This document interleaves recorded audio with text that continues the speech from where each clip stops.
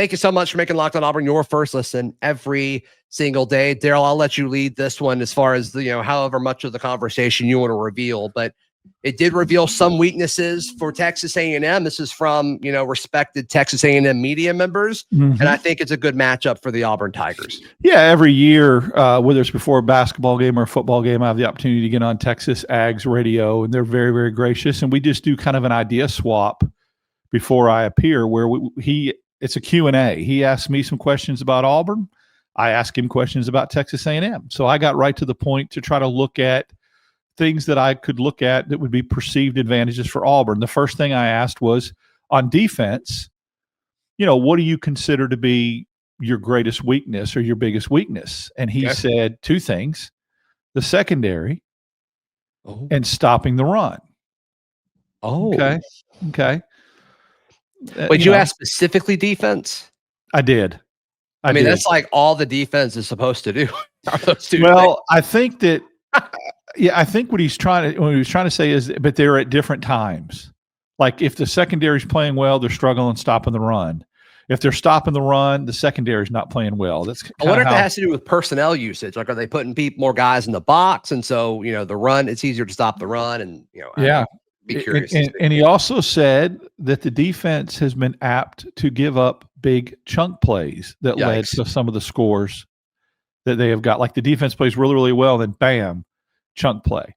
So those were the three things that he mentioned about the defense. Yeah, I mean, that's not good. That's not good. No, it's not good for A&M.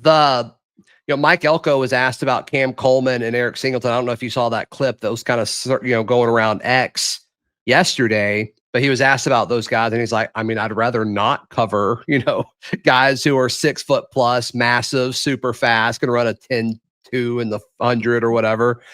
And, like we saw glimpses of that against Oklahoma. I mean, they threw to Eric Singleton a ton, and then Cam had, 3 catches that were all pretty monumental, and then drew a DPI to kind of keep Auburn alive late in the game. But I just want to see more. I want to see more of them. I want to see them be more consistent in testing guys deep, because I think Auburn has the personnel to do that. Jackson's just got to throw the football.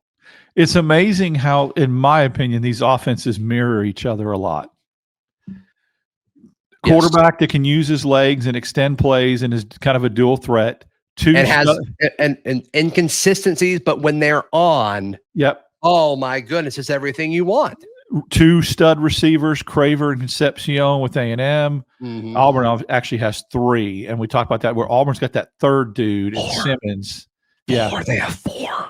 And then their running game kind of has emerged, where a lot of people didn't think it was going to be a factor. A&M's with Moss, Auburn's with Cobb. Yeah, sure. Yeah. So, so let's just say, and we'll get into that more. So let's just say the offenses mirror each other, and it's kind of a wash there, right? It's kind of a wash offensively. The game will be won then with who plays better defense. I trust Auburn's defense more. There you go. Right now. And what is Auburn really, really, really good at so far? Stopping the run. Nationally relevant at stopping the run. And Texas A&M is struggling to stop the run. We'll see. So the other question I asked him, because me and you are very, very high on Reed, their quarterback. We are Reed fans. I'm a Marcel Reed truther. Yes. Through and through. I said, give me a couple of things that you feel like you've looked at this year that's taken him to the next level, or that what are some things that you see that might be keeping him from getting to the level you expected him to be at? Sure. And you've noted, he's very, very young. He said that accuracy throwing the ball downfield is still a problem for him. Yeah. But he's so dynamic with his legs, Zach, that I don't even know. Now, again, Craver and Concepcion are 2 stud receivers. You got to find a way to get them the ball downfield if you're A&M. Can I share you an observation that I've had? And I'm going to bring this up when I have Matt Galatson, who hosts Locked On Aggies, on later in the week. Am I crazy, or does it seem like A&M's opinion of Marcel Reed is significantly lower than people outside of A&M's opinion on Marcel Reed, because throughout the SEC, like all off season, they're listing all these quarterbacks like, don't sleep on Taylor Green, don't sleep on Marcel Reed. Oh my goodness, Diego Pavia. And A&M folks are just like, maybe. Definitely the other two guys. We'll see on Marcel Reed. It just seems like they're kind of low on him, and I don't fully understand why. I agree. It was just this wait and see kind of attitude. He's not there yet. I will say this, the guy that I spoke to did say that he doesn't get enough credit for when Texas A&M does win and how he's really, really responsible. In fact, he made the comment to me that he thinks he's better than Lagway and just doesn't get all the hype. So yeah, I mean, I agree with that now. So I mean, he is dynamic, and watching it up close and personal last year, he definitely is. So yeah, that was interesting. And then I asked them, "You're dynamic." Yeah. No. What else did you ask? The last thing I asked him was, how does he feel, or how does he suspect Auburn is going to, or A&M is going to defend Jackson Arnold? And he said he feels like they're going to spy him, but make him beat them with his legs. Really? I thought the opposite. Yep. Make him beat you. Make him beat you with his legs. That's not typically how a spy works. That's what I'm saying. But I think part of it is too. A&M is in that same boat as a lot of other coaches and coordinators. Is they don't want Coleman and Singleton to beat them over the top, deep.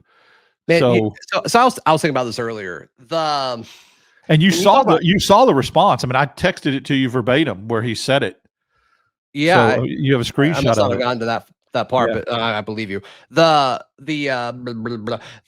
production for Cam and Singleton hasn't been as much as I wanted it to be, right? Okay, right. But the way defenses are treating them tells you everything you need to know. I got that wrong. I apologize. Sorry. Okay, no.